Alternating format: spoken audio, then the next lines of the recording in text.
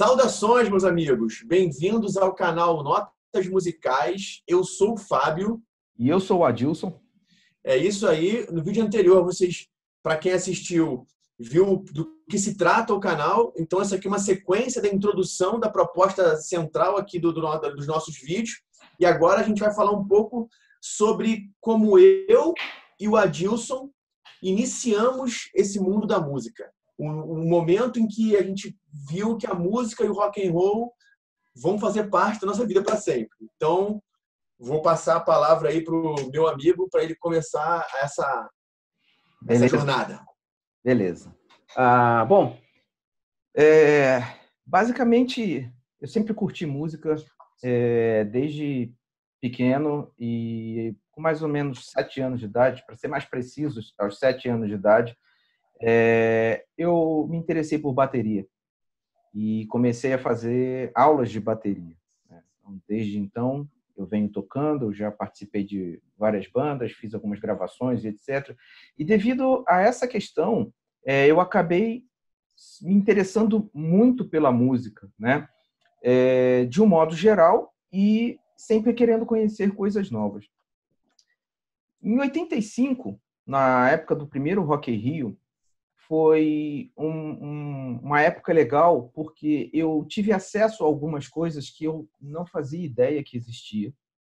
Então, eu me lembro que foi muito bacana, eu curti muita coisa que eu vi no Rock in Rio, porém, eu era jovem demais para conseguir dar continuidade e continuar sabendo, como eu posso dizer, navegar naquele mundo, né? Descobrindo e mantendo aquelas bandas e etc.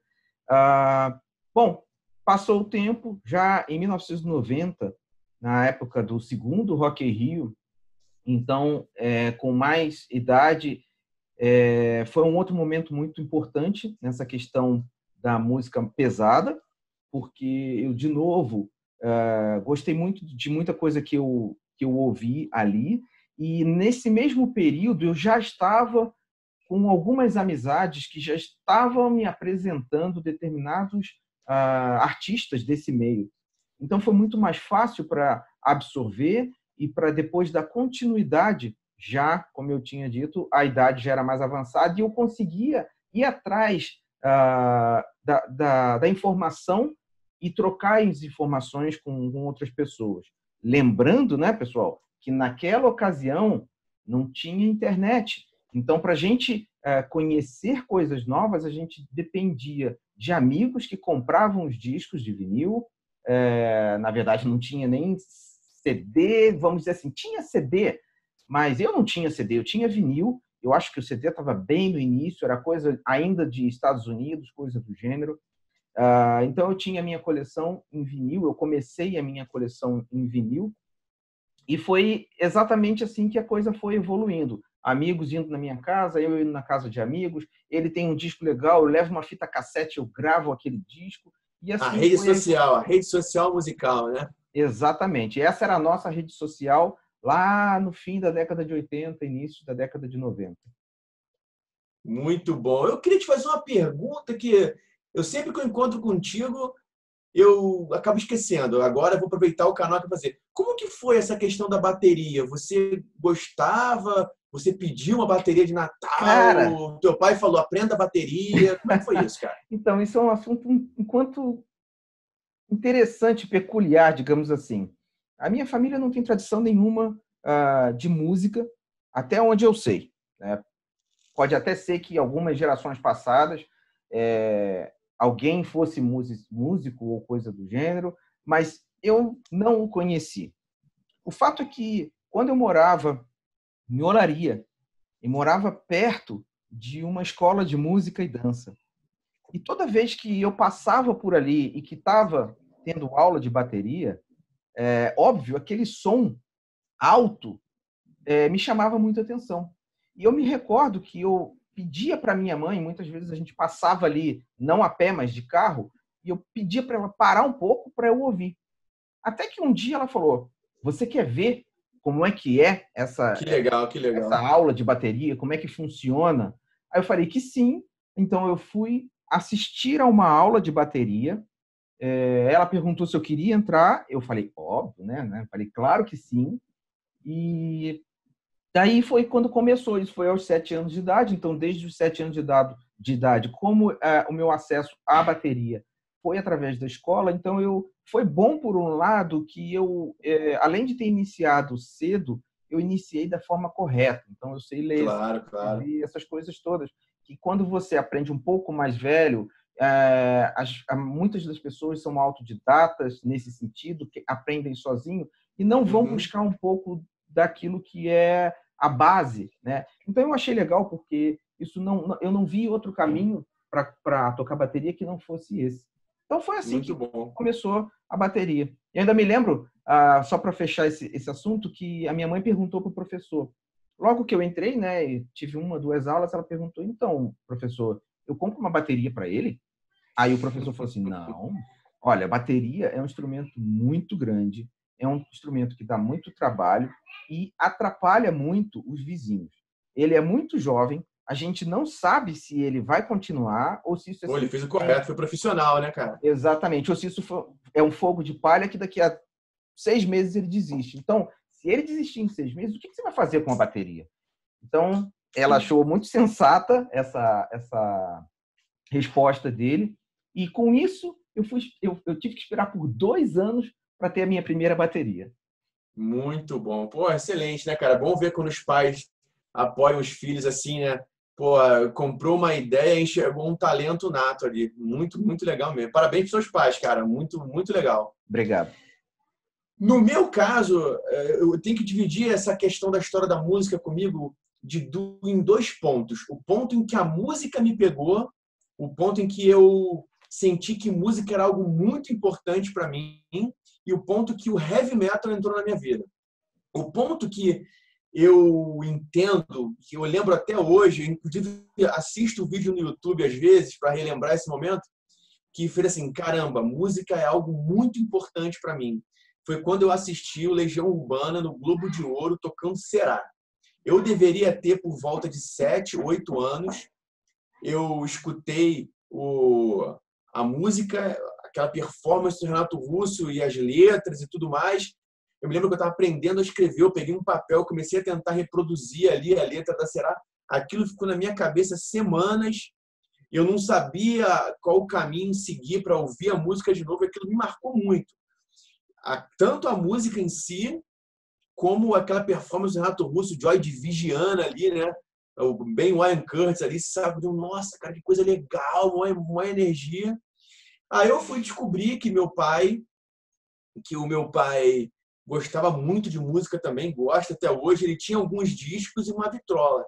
Aí eu comecei a degustar, ver o que era aquilo. E o álbum Vermelho dos Beatles foi extensamente, repetidamente ouvido várias e várias e várias vezes.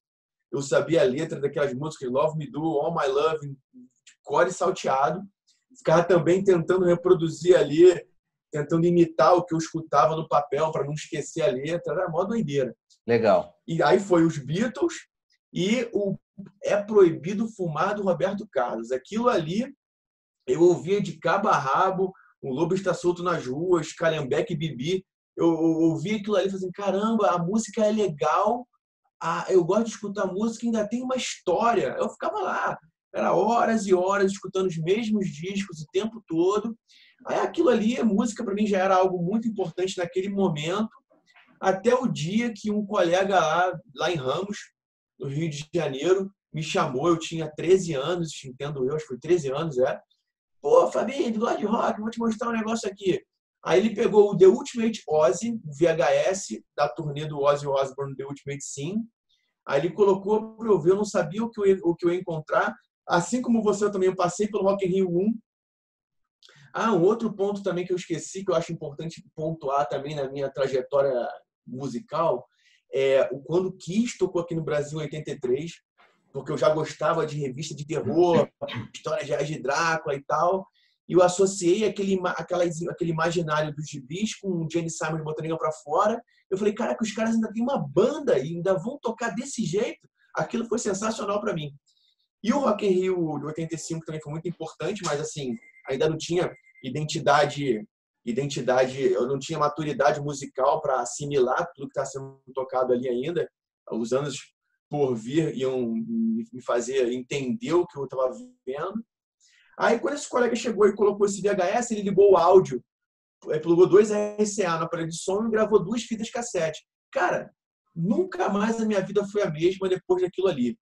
Cara, aí, pô, Shot in the Dark, o The Ultimate Sin passou a ser, até hoje, para mim, é o disco mais importante do Ozzy Osbourne para minha vida, porque ele me introduziu no heavy metal. Eu tenho a fita, uma das fitas cassete, eu tenho até hoje aqui guardado. Então, assim, acho que foi esse o ponto que, desse dia em diante, esse dia se complementou com a minha ida ao Rock in Rio 2, no dia 23, que aí eu pude ter aquele contato e sentir aquela energia do Sepultura, que a gente vai falar em outro vídeo, com certeza, do Judas Priest, do Queen's Rise. Então, esses 2 momentos, assim, mas o momento principal, que eu acho que foi o ponto que nada mais foi o mesmo, foi nesse dia que eu assisti o The Ultimate Ozzy, que aí o heavy metal realmente foi algo que nunca mais saiu da minha vida. Aí eu fui conhecer a rádio, teve a Rádio Fluminense, um papel muito importante, com guitarras, aos domingos, Caixa Preta, segunda-feira, e aí por aí vai.